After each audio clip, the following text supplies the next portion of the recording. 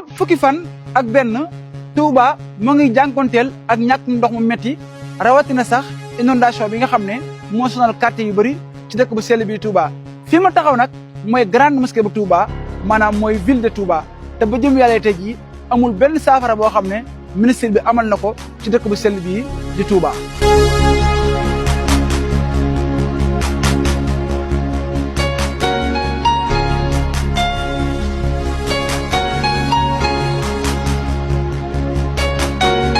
taxaw nii nag digganteem ak jumaa ji ay simili yu néew moom nga koy daw maanaam matul sax lu toll ci 30 mètres fii nag jàpp naa ne warul mel nii ndax fii la sunu yaakaar tëdd mooy Cheikh Ahmadou Bamba Xaadimu Rasul.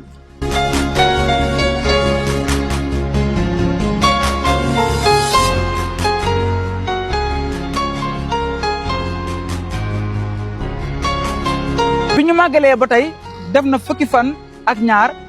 waaye ba tey jii dëkk bu sell bi Touba moo ngi jànkonteel ak jafe-jafe yu métti jëm ci inondation. fi ma taxaw nii nag mooy grande mosquée bu Touba xam ngeen ne jumaa ji ma ngi sama ginnaaw waaye jàpp naa ne fii de warul sax mel nii mu mel.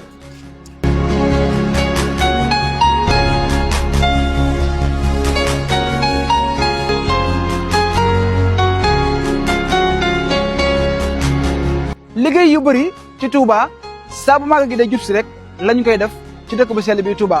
xool leen tali yi ni mu yàqoo xool leen dëkk bi ni mu ñàkkee dox waaye xool leen dëkk bi ni mu inondé ma jàpp ne nag kenn rek moo nekk responsabilité bi ku dul état bu Sénégal. Touba li ñu dund métti na trop wax dëgg fa yàlla. tali bii ma taxaw nag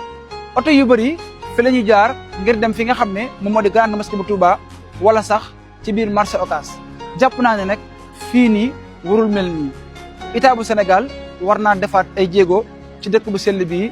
di Touba. Dagal.